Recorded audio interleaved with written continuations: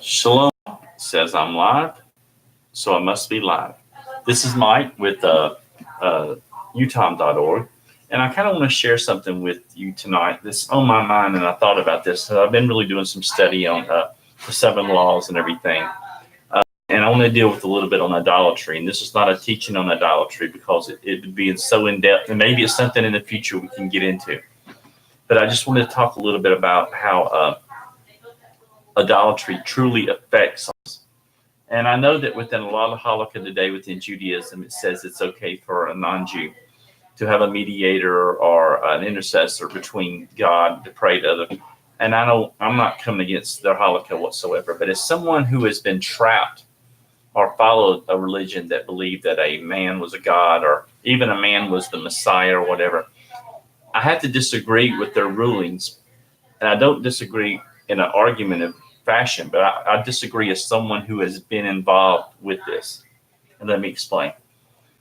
I know that when we follow a particular person as the Messiah and even God, that now as I've been out, but as you come out of that and you start discovering the Creator and his way, and the way his ways and stuff like that, that thought and that ideal stays within your mind for so long that everything you read, everything that you start looking through, even through the Sidurs and even through the oral traditions, you're still looking for that. JC, you're looking for that. I mean, and you're out of it, but it's still there because it is so embedded within you that you can't get it out of you. I mean, you can eventually. It does come out, trust me. So I want to say one thing. You can't, you're going to have to come to a point to where you don't need any mediator. And you have to get away with that whole concept because it is very harmful and it will keep you in that state of idolatry.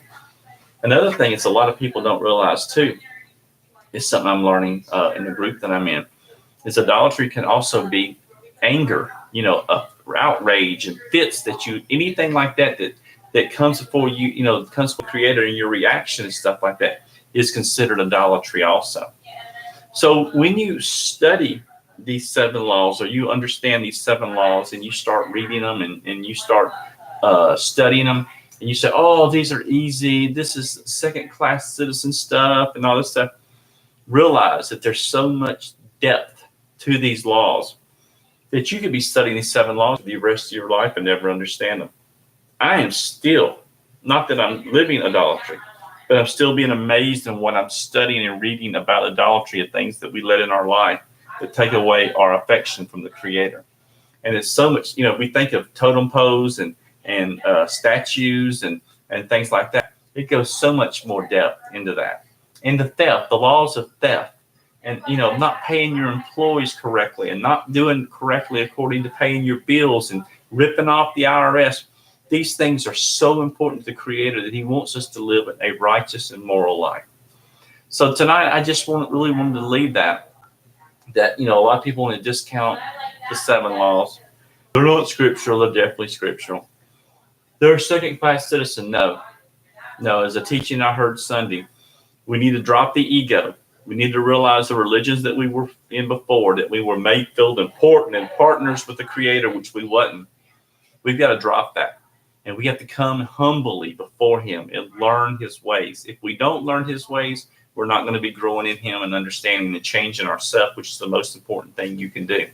So I really want to encourage you all tonight to step back, let the ego go, start studying these seven laws and seeing in your life where you've let idolatry in, where you've stolen, where you've been cruel to animals, where maybe bad thoughts and illicit affairs and stuff like these things like that separate you from the Creator.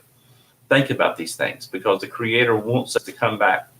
He wants the Jews to live the 613 plus the 7, and He wants the non-Jews to choose to follow Him and take the 7.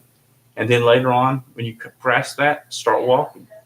But you got to start at the 7. I'm telling you, you can be on 7 for a long time, but it's a wonderful experience because we got to learn to be humble. We got to learn to be positive. We got to learn to love and be happy and joyful. And we got to learn to understand that everything that happens is dictated by the Creator, and He's in charge of everything, and He's for your good. And that's it. So y'all have a great night, and thank you so much.